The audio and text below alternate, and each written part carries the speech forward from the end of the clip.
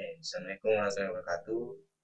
Nama saya Zafri dari Prodi Informatika dengan NPM 0735231107.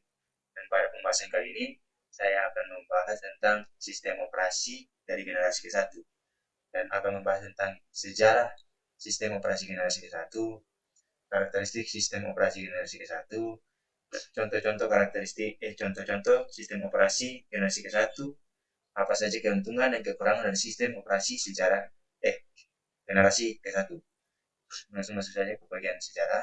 Sistem operasi generasi pertama muncul pada tahun 1950 dan ditandai oleh penggunaan pemrosesan batch.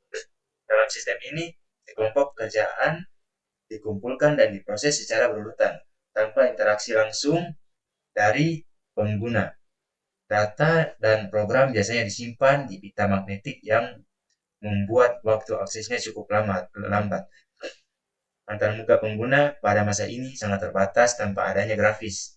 Interaksi hanya dilakukan melalui command line atau input manual. Setiap aplikasi seringkali memerlukan program sistem yang spesifik yang membuat fleksibilitas pengguna menjadi rendah. Selain itu, sistem ini tidak mendukung multitasking dan memiliki pengelolaan memori yang sederhana. Karakteristik sistem operasi dari generasi ke-1 yaitu batch processing yang dapat memproses sekelompok pekerjaan secara berurutan tanpa interaksi langsung dari pengguna. Penyimpanan data yang mampu menggunakan pita magnetik untuk menyimpan data dan program yang mempengaruhi kecepatan akses. Tidak ada antarmuka pengguna. Sistem operasi generasi ke-1 tidak memiliki antarmuka grafis. Interaksi yang dilakukan melalui command line atau input secara manual. Fungsionalitas yang terbatas. Pada sistem operasi generasi ke-1 hanya mendukung pemrosesan satu pekerjaan pada satu waktu atau single tasking, dan tidak ada manajemen memori yang canggih seperti sistem operasi yang ada pada saat ini. Karakteristik selanjutnya adalah program khusus, yang mana setiap aplikasi seringkali memerlukan program sistem yang spesifik sehingga kurang fleksibel. Dan performa dari sistem operasi generasi ke-1 yang waktu pemrosesannya cukup cenderung lebih lambat dibandingkan generasi selanjutnya karena keterbatasan teknologi. Dan contoh-contoh sistem operasi generasi ke-1 yang ada pada saat itu adalah IBM OS 360 yang diperkenalkan pada tahun 1964 untuk mainframe IBM dengan sistem 360. Sistem ini menginteraksikan manajemen file dan pemrosesan batch meskipun kompleks dan memerlukan pemahaman teknis. Yang kedua adalah GMA NAAI/O yang dikembangkan oleh IBM 704. Sistem ini yang dikembangkan untuk IBM 704 pada tahun akhir 1950-an, yang mana sistem ini mendukung pemrosesan batch tetapi tidak terbatas dalam interaktivitas karena pekerjaan diproses secara terpisah. Yang ketiga yaitu UNIVAC 1 Operating System. Sistem UNIVAC 1 atau UNIVAC I salah satu komputer pertama pada tahun 1951 yang menggunakan tipe magnetik dan hanya dapat menjalankan satu pekerjaan pada satu waktu. Sistem operasi yang keempat, contoh sistem operasi generasi 1 keempat yaitu FMS atau Fortran Monitor System yang dirancang untuk mendukung Fortran di komputer IBM.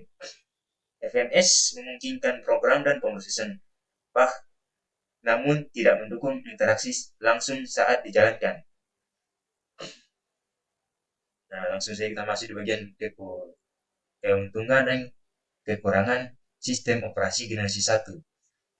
Keuntungan dari sistem operasi generasi 1 yaitu pemrosesan batch yang mampu mengelola sekelompok pekerjaan secara efisien yang dapat mengurangi waktu ideal CPU. Keuntungan kedua yaitu pengurangan sumber daya yang dapat memanfaatkan sumber daya komputer dengan lebih baik dibandingkan metode manual yang sebelumnya. Standarisasi. yang mana dapat memperkenalkan standar untuk program dan pengoperasian yang memudahkan pengembangan aplikasi. Dan apa saja kekurangan-kekurangan dari sistem operasi generasi 1 ialah interaksi yang terbatas. Karena pada saat itu tidak ada dukungan untuk interaksi langsung sehingga pengguna tidak dapat memberikan input secara real time. Waktu respon yang lama dan waktu respon yang lama karena pada saat itu teknologi mungkin belum memadai seperti yang ada pada saat ini, yang mana proses loading dan pemrosesan data dari media penyimpanan dari seperti pita magnetik yang memakan waktu. Bukan seperti sekarang yang memang bisa menggunakan flash disk dan ya SanDisk atau yang tempat penyimpanan yang ya prosesnya lebih cepat daripada pita magnetik. Kekurangan yang selanjutnya yaitu kurang fleksibel, yang mana setiap aplikasi biasanya memerlukan program sistem yang spesifik, sehingga sulit untuk beradaptasi dengan perubahan kebutuhan. Manajemen memori yang sederhana, yang mana tidak ada dukungan untuk multitasking, atau manajemen memori yang canggih, yang mana membatasi penggunaan sumber daya. Oke, mungkin itu saja kesimpulan dari pembahasan kali ini, yaitu sistem operasi generasi pertama merupakan langkah awal yang penting dalam evolusi teknologi komputer, yang mana menawarkan kemajuan dalam pemrosesan bus dan penggunaan sumber daya. Meskipun berhasil meningkatkan efisiensi operasional pada masanya, sistem ini memiliki keterbatasan signifikan, seperti kurangnya interaktivitas, waktu respon yang lambat, fleksibilitas yang rendah. Keterbatasan ini biasanya mendorong pengembang sistem operasi yang lebih canggih di generasi berikutnya, yang mampu mengatasi tantangan tersebut dan memenuhi kebutuhan pengguna